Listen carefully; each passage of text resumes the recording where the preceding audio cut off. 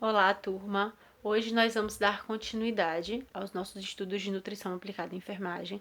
Vamos falar um pouco sobre nutrição na gestação.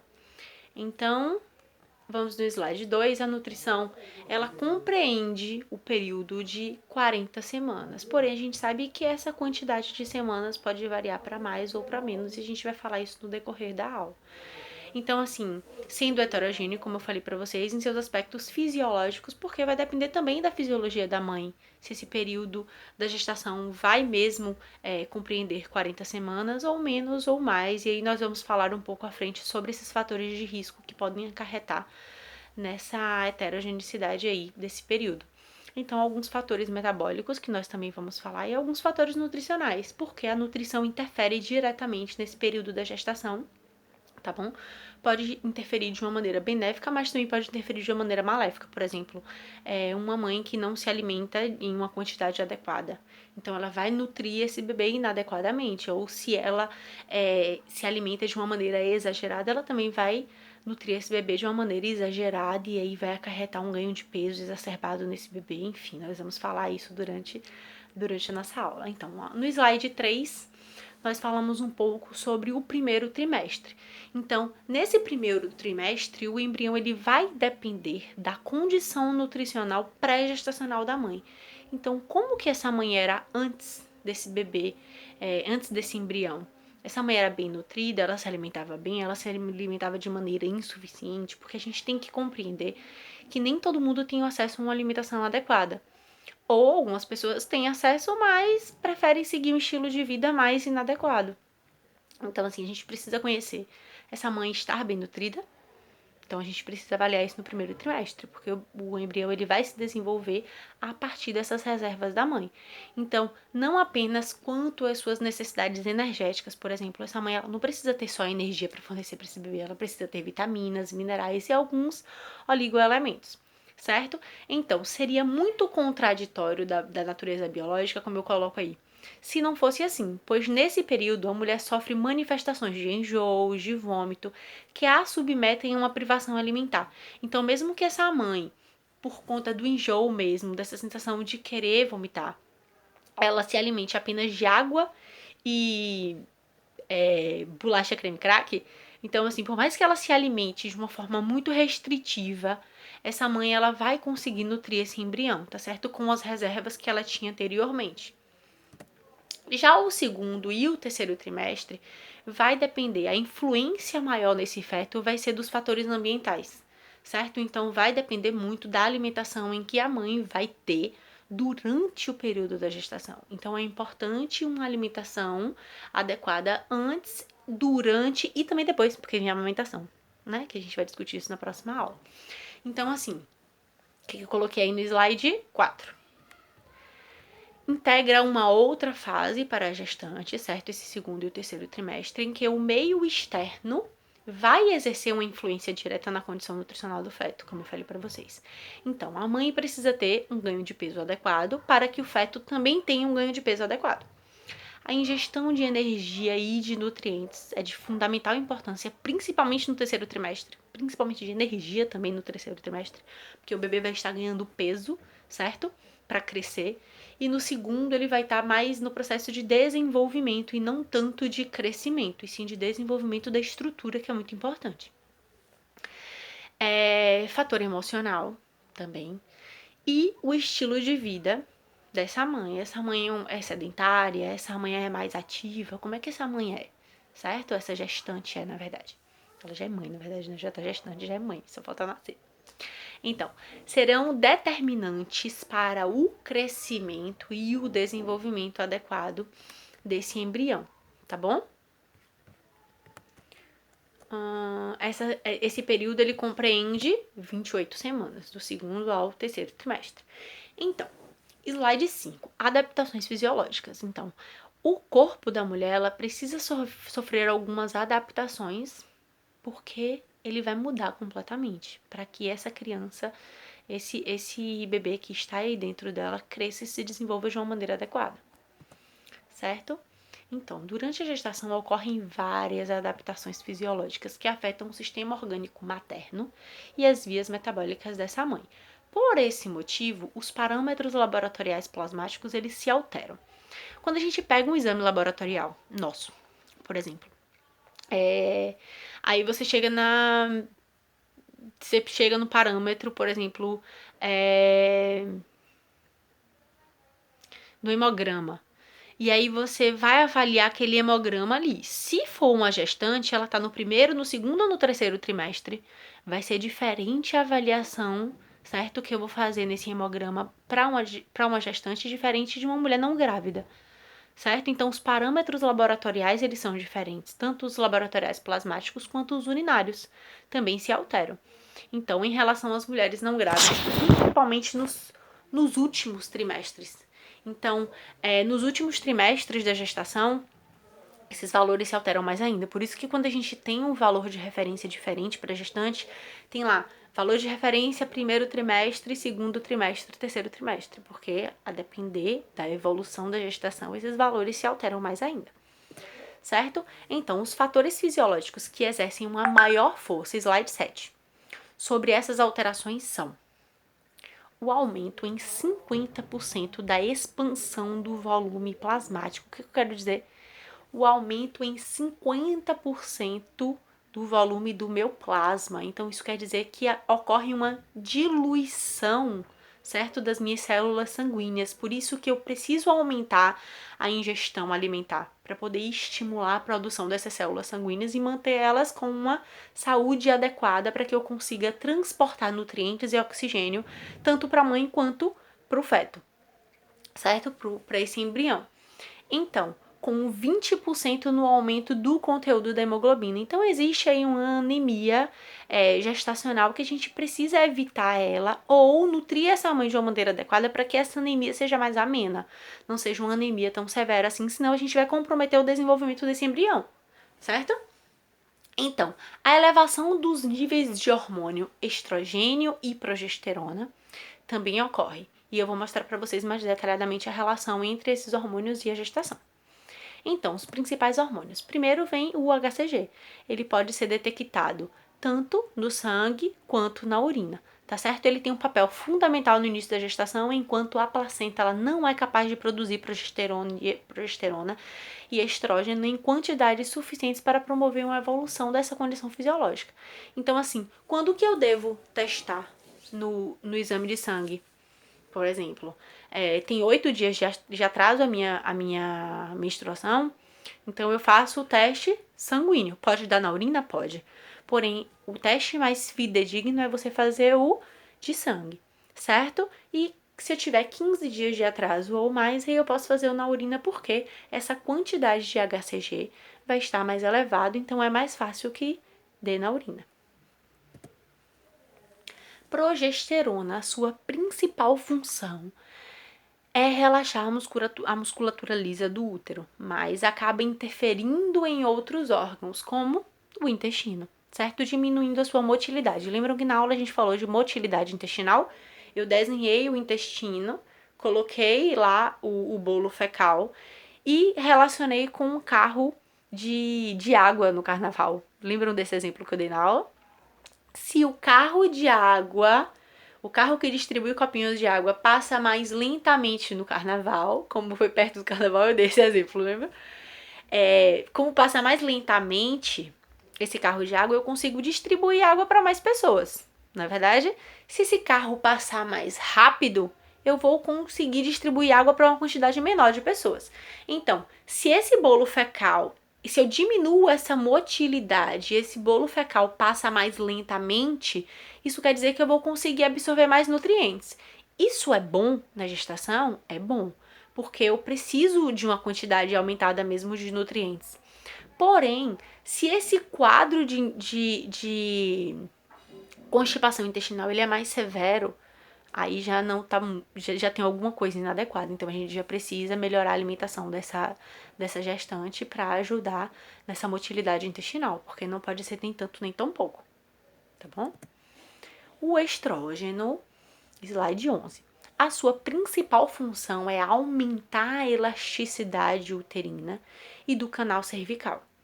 Essa ação é causada pela alteração dos mucopolissacarídeos do tecido conjuntivo, tornando-o mais higroscópico e, portanto, mais elástico. Semelhante à progesterona, né? Que relaxa a musculatura lisa do útero. Então, o hormônio lactogênio placentário, ele tem uma ação semelhante ao hormônio do crescimento por fazer deposição de proteínas nos tecidos. Então, se eu deposito, lembram qual a função da proteína? É construtora, a proteína é construtora. Então, esse hormônio, ele possibilita a deposição, tá certo? Das proteínas nos tecidos, assim como o hormônio do crescimento. Então, e ele inicia também o processo de produção do leite, que seria a lactogênese nos alvéolos das glândulas mamárias. Então, ele estimula que o peito ele se encha de leite. Insulina. As gestantes, olha que interessante, tem uma resposta à insulina normal à glicose no início da gestação. Mas, à medida em que o período gestacional avança, torna-se necessário mais insulina para transportar a mesma quantidade de glicose. Por quê? O bebê não está aumentando de tamanho? Então, ela precisa também nutrir esse bebê. Então, a gestação ela é considerada com isso um período hiperinsulinêmico. Então, a gente produz mais insulina para tentar suprir, tá certo? Então, o aumento de glicose necessária para o feto, como eu falei agora, sobrecarrega o sistema de tal modo que a insulina fica menos eficiente no final da gestação. Então, é mais fácil que no final da gestação essa mãe possa vir a ter mais episódios de hipoglicemia. Então, por isso que ela não pode acordar e trabalhar sem se alimentar, passar mal no meio do caminho, com certeza. Principalmente no final da gestação, porque a demanda é mais aumentada para esse feto.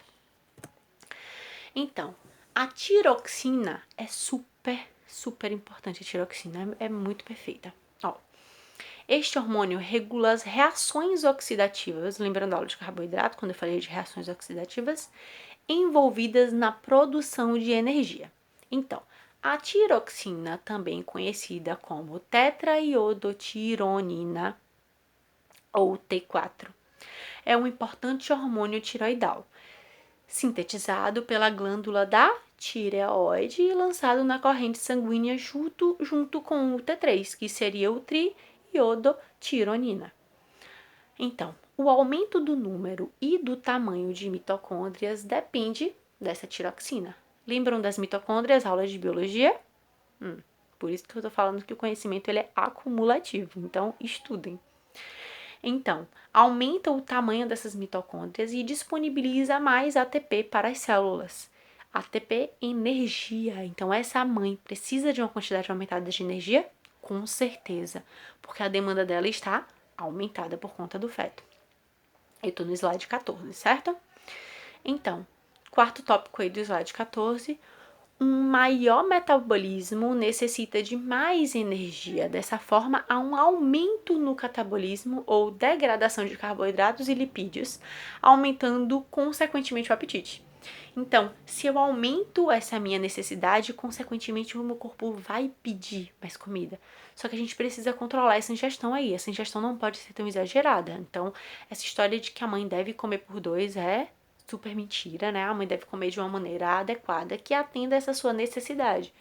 E deve comer também alimentos de qualidade. Se ela sente a necessidade de comer e come qualquer coisa que aparece pela frente, não vai dar certo isso no final, né? Então, slide 15.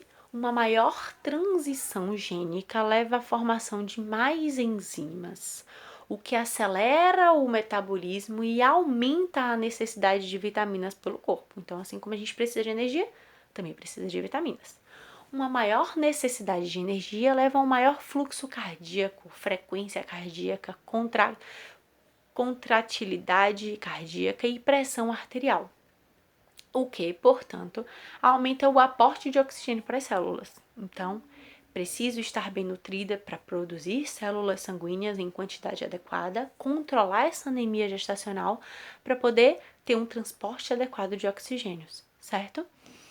Um maior aporte de oxigênio, eu falo uma coisa e vai levando a outra, né?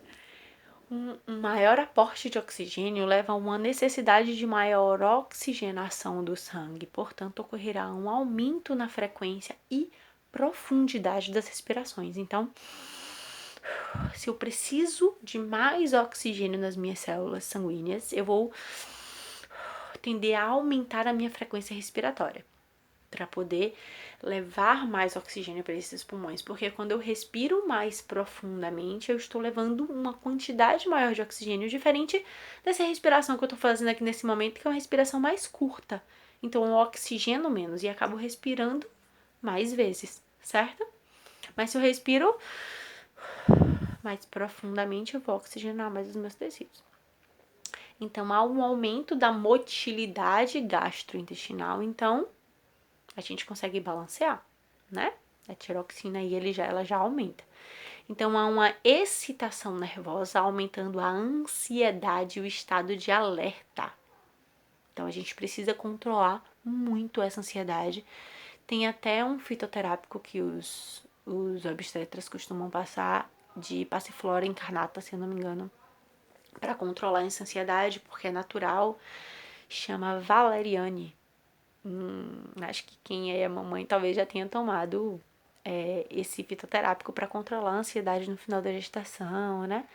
Vem a ansiedade aí, como é que vai ser o parto, né? E aí meu bebê vai nascer saudável mesmo, como a médica viu no ultrassom, e começa toda aquela agonia para esse bebê. E aí pode aumentar esse estado de ansiedade, certo? Então, o último tópico aí da tiroxina, geralmente a secreção das glândulas endócrinas, elas são estimuladas. Vamos agora aos fatores de risco, slide 17. Então, um dos fatores de risco é a gestação na adolescência, porque acredita-se que uma gestação em uma adolescente é um fator de risco, porque ela, na maioria das vezes, se ela tem 13, 14 anos, ela tem uma imaturidade biológica, certo? Esse bebê pode nascer prematuro, pode nascer com baixo peso. Uma criança, na verdade, né, a adolescente, ela não é tão desenvolvida assim para conseguir gerar um bebê. Então, as reservas nutricionais dela não são tão grandes quanto as de uma adulta para poder nutrir esse bebê. Então, esse bebê pode nascer com baixo peso. Anemia, ela pode desenvolver anemia e ter uma desproporção cefalopélvica. Ela pode não ter uma abertura suficiente para que esse bebê nasça, certo? E fatores ambientais como estilo de vida. Por exemplo, o fator ambiental de um adolescente não se compara ao de uma mulher adulta madura, né? Porque nem toda mulher adulta é sinônimo de maturidade. Mas a gente acredita que a maioria das adolescentes, não todas, claro, mas a maioria das adolescentes, elas não são tão maduras o suficiente para saber que elas precisam ter um estilo de vida adequado durante a gestação, né? Muitas adolescentes saem, bebem, fumam. Então, assim, não pratica atividade física, passa o dia todo deitada comendo, porque acha que precisa comer por dois, então não para ler, para se informar. Enfim, não são todas, não estou generalizando. Outro fator de risco é a gestante entre 35 e 40 anos, a partir desses 40 anos, então. E já essa idade mais avançada, para que se seja gestante, a gente tem um maior desgaste metabólico, certo? Então, a gente pode ter um deslocamento placentário, hipertensão crônica ou gestacional, diabetes gestacional. E acima dos 40, a gente pode até ter risco de anomalias genéticas, certo? São mais recorrentes, principalmente a síndrome de Down. Lembra da síndrome de Down que a gente discutiu na disciplina de biologia? Então, o baixo peso da gestante também é um fator de risco. Por exemplo, se eu sou uma gestante com baixo peso, por que isso oferece um risco para o meu bebê? Mulheres desnutridas com um ganho de peso durante a gestação insuficiente também.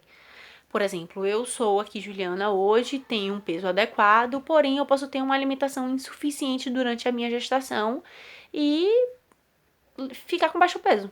Por exemplo, no primeiro trimestre eu posso me alimentar de maneira insuficiente por conta do meu enjoo, certo? Posso vomitar muito e aí isso pode ser constante durante a minha gestação inteira e eu acabar desenvolvendo baixo peso durante a gestação, mesmo eu tendo sido eutrófica antes da gestação, certo?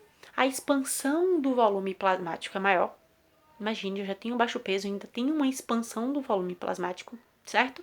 Então, se eu estou mal nutrida e tenho um baixo peso, essa expansão vai ser menor. levando à diminuição do fluxo placentário e, portanto, um menor transporte de nutrientes e oxigênio para o feto. Lembrando que quem transporta todos os meus nutrientes e oxigênio, tanto para a mãe quanto para o bebê, é o meu sangue. Então, eu preciso ter uma expansão desse volume plasmático adequado, certo? E também a saúde dessas minhas células sanguíneas precisam estar em boa condição. E isso eu só consigo ter mesmo com a nutrição adequada. Então, esse quadro, ele reflete diretamente no baixo peso ao nascer. Então, se essa mãe tem um baixo peso, a gente já acredita que esse bebê nasce com baixo peso. Então, esse baixo peso ao nascer também pode gerar algumas complicações para o bebê, certo? Então, sobrepeso ou obesidade. É bem recorrente, né, a gente encontrar algumas mães, tanto no pré-gestacional quanto durante a gestação, certo? Elas podem desenvolver também um quadro de sobrepeso ou obesidade durante a gestação, mesmo eu tendo sido eutrófica antes. E aí, eu posso não controlar essa minha fome exagerada, essa minha vontade de comer por dois e acabar exagerando mesmo. Então, pré ou pós-gestacional, vamos aqui ao slide 20. Deixa eu só conferir aqui se é o 20. Então, pré ou pós-gestacional podem apresentar sérias complicações em qualquer momento da gestação, seja no início ou no final, ainda mais até no final. Então, posso ter diabetes gestacional e hipertensão, que são mais recorrentes no final, porém pode ser também no início, certo? Então, a obesidade materna, ela leva um aumento da absorção de glicose e estimula a produção de insulina nesse feto, aumentando uma quantidade indesejável de lipogênese, que seria a produção de células adipócitas, certo? Uma síntese maior de tecido gorduroso nesse feto. E também na mãe, desculpa. Excesso de depósitos de gordura nesse bebê que leva a um bebê obeso, considerado de risco. Então, risco para o bebê e risco para a mãe, né? Vai que esse bebê resolve nascer de parto natural e esse bebê é grande demais para nascer. Então, vai ter que ter uma cesárea de emergência, enfim. E aí, aumenta também o risco obstétrico, como eu falei para vocês, né? No momento do parto. Para a idade, a gente também precisa levar em conta, é o primeiro bebê dessa mãe, essa mãe já teve vários bebês, certo? Então, um estudo brasileiro mostrou que existe um maior índice de massa corporal quando essa mãe, ela teve uma maior quantidade de partos. Então, se ela tem uma maior paridade, a gente consegue associar essa maior paridade com a elevação desse IMC. Por exemplo, hoje eu sou eutrófica, só tenho uma filha e permaneço eutrófica. Mas se eu tiver 2, 3, 4, 5 filhas, acredita-se que eu vá aumentando esse meu IMC no decorrer da gestação, esse meu índice de massa corporal. Lembra da aula passada de avaliação nutricional, quando eu falei de IMC? Pois bem, então acredita-se que quanto maior o número de gestações, maior esse ganho de peso, certo? Porque durante o período da gestação a mãe reserva gordura, tá bom? Para poder produzir o leite depois que esse bebê nasce. Então é fisiológico a gente aumentar a reserva de gordura, porque acredita-se que é natural, é natureza, nós somos animais, né? Então, assim, depois que esse bebê nasce, a mãe se dedica exclusivamente a cuidar do bebê. Então, às vezes ela até esquece de comer, eu esqueci de comer. Então, assim, a mãe precisa ter uma reserva, porque ela vai ter uma demanda aumentada, uma demanda metabólica aumentada para poder produzir esse leite, tá bom? Por mais que ela se alimente de uma maneira adequada, ela vai ter uma demanda de produzir esse leite. Por isso que dizem que a mãe que amamenta, ela perde peso mais fácil depois da gestação, perde. Certo? Isso não é mito, é verdade. Então, assim, se eu amamento, eu perco um peso que eu ganhei durante a gestação com a maior facilidade, diferente de quem não amamenta. As mulheres podem não amamentar por escolha, mas também podem não amamentar por alguma questão de saúde, certo? Então, quanto maior a paridade, como eu coloquei no slide 21, quanto maior a paridade, maior a obesidade em mulheres, revelando a multiparidade, certo? No aumento de adiposidade. Então, o tabagismo afeta o crescimento fetal, tá bom? Aumenta o risco de prematuridade e mortalidade perinatal. Tá tudo bem explicadinho aí, vocês podem ler. E o que eu coloquei em negrito aí no final? Fumantes requerem uma ingestão 3 vezes maior de ácido fólico e 2 vezes mais de vitamina C, tá bom? Para evitar que esse feto ele seja tão atingido assim. O álcool, certo? É considerado deletério se ele for consumido em grandes quantidades. Porém, se estiver um consumo aí, ó, no segundo tópico, consumo eventual, a gente não consegue exercer efeitos prejudiciais ao feto, tá bom? Então, a avaliação antropométrica da gestante, slide 25. A gente faz tanto uma curva de ganho de peso fetal, tá bom? A gente precisa ver o peso, o tempo, a idade gestacional desse feto e o ganho de peso dele aqui nessa curva. Essa curva é de 30 semanas a 42, certo? Vocês podem pesquisar as outras, eu coloquei até aqui a fonte aqui embaixo. Então, através da ecografia solicitada pelo médico, certo? Na maioria das vezes o obstetra, a gente precisa avaliar esse percentil. Essa criança precisa estar entre o percentil 10 e o percentil 90, tá bom? Então, se tiver abaixo do percentil 10, há um retardo no crescimento desse bebê, no desenvolvimento. Acima do percentil 90, pode-se pensar na hipótese de uma possível alteração dos níveis de glicemia da mãe ou uma diabetes gestacional que está levando energia demais para esse bebê e esse bebê está aumentando muito de tamanho. Por que esse bebê está grande assim? Certo? Então a gente precisa avaliar a saúde da mãe. Como que essa mãe está nutrindo esse bebê de uma maneira exagerada? Como que está a alimentação dessa mãe? Então a gente precisa levar tudo isso em conta. E aí no slide 26 eu tenho a curva de ganho de peso materno, que eu já mostrei para vocês, né? Na aula de avaliação nutricional. Então, a gente tem várias curvas onde eu coloco a semana gestacional e eu relaciono com o IMC da mãe. Ela está em qual semana gestacional, qual o IMC dela. Então, BP, baixo peso, A, normalidade, né? S, sobrepeso e O, obesidade. E aí, essa mãe tá com peso adequado, não tá? Então, a gente precisa avaliar através dessa curva que é da OMS. Tá bom? Então, é isso. Essa é a nossa primeira aula de nutrição nos ciclos da vida e nós nos encontramos nas próximas aulas que vamos falar sobre a infância e adolescência, tá bom? Na aula 2, sobre nutrição nos ciclos da vida e na aula 3, sobre nutrição no adulto e no idoso. Beijo, qualquer dúvida estou à disposição.